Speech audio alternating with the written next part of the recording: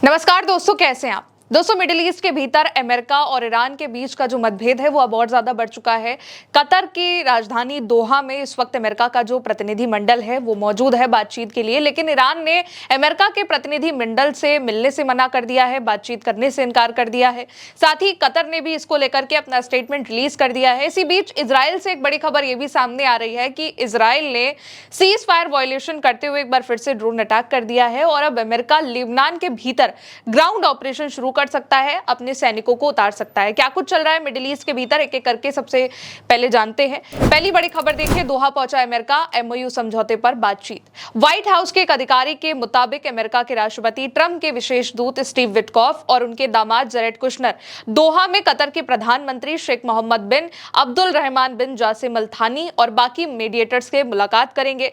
अधिकारियों ने बताया है कि अमेरिका और ईरान के प्रतिनिधि मंडल कतर और पाकिस्तान के मीडिएटर की मौजूदगी में तकनीकी स्तर की बातचीत करेंगे। हालांकि दोनों देशों के प्रतिनिधि आमने सामने नहीं बैठेंगे, बल्कि अलग अलग बातचीत करेंगे। इससे पहले कतर ने भी कहा था कि अमेरिकी दूतों की ईरानी अधिकारियों से आमने सामने कोई बातचीत नहीं होगी। अब दूसरी बड़ी खबर, अमेरिकियों से नहीं मिलेंगे ईरान के अधिकारी और ना ही बात करेगा ईरान। ईरान के विदेश मंत्रालय के प्रवक्ता हैं इस्माइल बगई, उन्होंने कहा है कि आने वाले दिनों में अमेरिकी पक्ष के साथ किसी भी स्तर पर बातचीत की कोई बैठक तय नहीं है।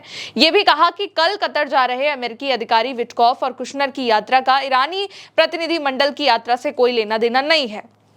ईरान का डेलीगेशन का जो मकसद है, यात्रा का मकसद, वो एमओयू यानी कि समझौते ज्ञापन को लागू करने के सिलसिले में आगे की कार्रवाई करना है, ना कि अमेरिकी अधिकारियों से मिलना। अब तीसरी बड़ी खबर देखिए, कतर बोला अमेरिकी अधिकारियों से नहीं मिलेगा ईरान। कतर ने कहा है कि अमेरिका की विशेष दूत जेरेड कुशनर और स्टीव विटकॉफ दोहा पहुंचे हैं, लेकिन उनकी ईरान के डेलीगेशन से, ईरान के अधिकारियों से आमने सामने कोई बातचीत, कोई मीटिंग नहीं होगी। दोनों अधिकारी प्रतिनिधि कतर के अधिकारियों से मिलेंगे और उन्हीं के जरिए अमेरिका और ईरान के बीच ये जो बातचीत चल रही है इसको आगे बढ़ाने पर बात होगी। मीडिएटर के तौर पर कतर रहेगा। कतर ने यह भी कहा कि यहाँ पर जो उसकी जमा ईरान के $6 अरब हैं वो अभी तक तेहरान को नहीं भेजे गए हैं। बातचीत आगे बढ़ने पर इस पर विचार किया जाएगा। अब अगली बड़ी खबर देखिए, इजराइल ने तोड़ा सीज फायर, किया ड्रोन अटैक। दक्षिणी लेबनान में हत्थाता की तरफ एक इजरायली ड्रोन ने एन आयता अल जबल झरने की ओर स्टन ग्रेनेड गिराया है। यह हमला उन ट्रैक्टर्स पर, उन ट्रैक्टर ड्राइवर को निशाना बनाकर किया गया है जो झरने से पानी भर रहे थे। इसमें किसी के अभी हताहत होने की खबर नहीं है। इसके अलावा दक्षिणी लेबनान के टूलिन शहर के हारेट अल लूका इलाके में भी इजरायली क्लस्टर बम फटा है। किसी के घायल होने की खबर अब तक नहीं है और ये जो हमला है ये इजराइल ने ऐसे वक्त पर किया हुआ है जब इजराइल और लेबनान के बीच में अमेरिका की मौजूदगी में सीज फायर हुआ है और इसी का वायलेशन अब इजराइल की ओर से किया गया है। अब अगली बड़ी खबर देखिए, लेबनान में सेना उतारेगा अमेरिका। पेंटागन लेबनान में जमीनी स्तर पर सैनिक तैयार करने की तैयारी कर रहा है।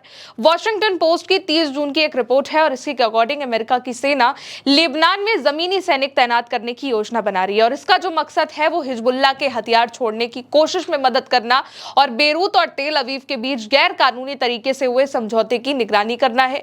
एक अमेरिकी अधिकारी के हवाले से कहा गया है कि अमेरिका की सेना लेबनानी सेना और इजरायली सेना दोनों की गतिविधियों पर नजर रखने में सीधी भूमिका निभाएगी। आगे कहा गया है कि अमेरिका की सेना दोनों देशों में जमीनी सैनिक तैनात करेगी, ग्राउंड ऑपरेशन होगा। अब अगली बड़ी खबर देखिए, ईरान ने ओमान फ्रांस को दी चेतावनी, युद्धपोत करें पीछे। ईरान ने फ्रांस, ओमान और अमेरिका को स्ट्रेट ऑफ हॉर्मुज में बारूदी सुरंगें हटाने के लिए और ऑपरेशन ना करने की चेतावनी दी है। ईरान के विदेश मंत्री काजिम गरीबाबादी ने कहा है कि ऐसे ऑपरेशन सिर्फ ईरान ही करता है और तेहरान बाकी देशों को ऐसा करने की इजाजत नहीं देगा। ईरान ने फ्रांस को और उकसावे वाली हरकत ना करने की चेतावनी भी दी है। ये चेतावनी तब दी गई है जब फ्रांस के राष्ट्रपति इमैनुअल मैक्रों ने ओमान के सुल्तान के साथ मिलकर घोषणा करी है कि फ्रांस और ओमान स्ट्रेट ऑफ हॉर्मुज में बारूदी सुरंगें यानी कि माइंस को हटाने का काम करेंगे और इसमें हेल्प करेंगे। अब अगली बड़ी खबर देखिए, इजराइल ने कहा तीसरा विश्व युद्ध होगा शुरू। इजराइल के रक्षा मंत्री काट्ज ने कहा है कि ट्रंप ने ईरान और लेबनान को इसलिए जोड़ा क्योंकि वो तेहरान के साथ समझौता करना चाहते थे। इसी वजह से हम लेबनान में हिजबुल्लाह को करारा झटका देने से चूक गए। उन्होंने कहा कि मैंने अमेरिकी केंद्रीय कमान के कमांडर को यह जानकारी दी है कि हम गाजा, सीरिया या फिर लेबनान के सुरक्षा क्षेत्रों से पीछे नहीं हटेंगे। ईरान के साथ लड़ाई फिर से शुरू होगी या तो डोनाल्ड ट्रंप के तय करने पर कि बातचीत के सारे रास्ते बंद हो गए हैं या फिर ईरान इजराइल पर गोलीबारी करेगा और अगर ईरान हमला करता है तो ये ईरान का तीसरा युद्ध होगा और विश्व युद्ध भी शुरू होगा। अब अगली बड़ी खबर देखिए, ईरान के बंदर अब्बास में होगा धमाका, आईआरजीसी करेगा बम डिफ्यूज।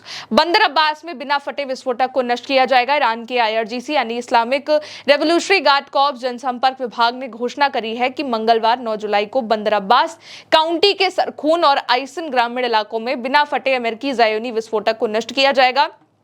ये जो बम है ये तब के हैं जब अमेरिका और इजराइल ने जॉइंट ऑपरेशन किया था, ईरान पर अलग अलग जगहों पर बम गिराए थे और इन्हीं को डिफ्यूज करने का काम ईरान के भीतर चल रहा है। 9 जुलाई को बंदर अब्बास में इस बम को डिफ्यूज किया जाएगा बिना धमाके के। अब अगली बड़ी खबर, खामनेई के जनाजे की तैयारी शुरू। ईरान अपने सर्वोच्च नेता अली खामनेई के अंतिम संस्कार के लिए अब तक की सबसे कड़ी सुरक्षा व्यवस्था कर रहा है। सरकार नहीं चाहती है कि जनाजे में अंतिम यात्रा के दौरान वैसा हादसा फिर हो जैसा 1989 में आयतुल्लाह रुहुल्लाह खोमैनी और 2020 में जनरल कासिम सुलेमानी के अंतिम संस्कार के वक्त हुआ था। दोनों मौकों पर भारी भीड़ की वजह से भगदड़ मच गई थी। खामनेई की मौत के 4 महीने से ज्यादा वक्त के बाद उनका अंतिम संस्कार होगा। 9 जुलाई को उन्हें दफनाया जाएगा। इससे पहले ईरान और इराक में 5 दिनों तक श्रद्धांजलि कार्यक्रम आयोजित किए जाएंगे। अब अगली बड़ी खबर देखिए, ईरान बोला हॉर्मुज के मामले में किसी भी देश को दखल की जरूरत नहीं। ईरान के विदेश मंत्रालय के प्रवक्ता इस्माइल बगई ने कहा है कि स्ट्रेट ऑफ हॉर्मुज से जुड़े मामलों में किसी भी विदेशी देश को, यहां तक कि फ्रांस के हस्तक्षेप की जरूरत नहीं है। बगई ने फ्रांस का नाम इसलिए लिया क्योंकि हाल के वक्त में फ्रांस ने स्ट्रेट ऑफ हॉर्मुज की सुरक्षा को लेकर के बयान दिए थे। फ्रांस का कहना था कि इस महत्वपूर्ण समुद्री मार्ग में अंतर्राष्ट्रीय समुदाय की भूमिका होनी चाहिए ताकि जहाजों की आवाजाही सुरक्षित रहे। तो इस तरीके से ये जो बातचीत है अब वो दोहा में शुरू हो चुकी है, लेकिन अमेरिका और ईरान का जो प्रतिनिधि मंडल है वो आपस में नहीं मिलने वाला है। दूसरी तरफ इजराइल ने एक और बार चेतावनी दे दी है। इजराइल ने इस बात को कहा है कि तेहरान से इसलिए समझौता करने के लिए लेबनान और इजराइल के बीच में ये सीज फायर को लेकर के समझौता अमेरिका ने कराया ताकि तेहरान से उनकी जो बातचीत है वो आगे बढ़ जाए। लेकिन अगर ईरान हमला करता है तो फिर से युद्ध शुरू होगा। दूसरी तरफ इजराइल एक तरीके से लेबनान में सीज फायर वायलेशन कर रहा है। लगातार ड्रोन अटैक हो रहे हैं, जो झरने से पानी भर रहे थे उन पर अटैक किया गया है। और अब बड़ी खबर यह भी है कि अमेरिका ग्राउंड ऑपरेशन शुरू कर सकता है लेबनान के भीतर। वो अपने ट्रूप्स को उतारने वाला है जो ये वहां पर सुनिश्चित करेंगे कि इजराइल ना ही सीज फायर वायलेशन करे, ना ही हिजबुल्लाह की ओर से किसी तरीके का कोई कदम उठाया जाए। फिलहाल अभी के लिए इन 10 बड़ी खबरों में इतना ही। आप देखते रहिए उल्टा चश्मा यूसी। मेरा नाम है गौरी वर्मा। शुक्रिया।